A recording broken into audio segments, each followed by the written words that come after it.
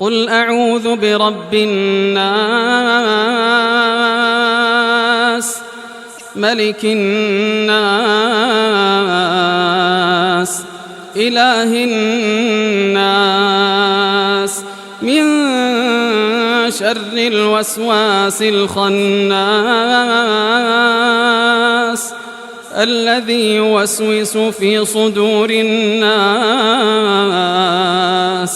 من الجنة والناس.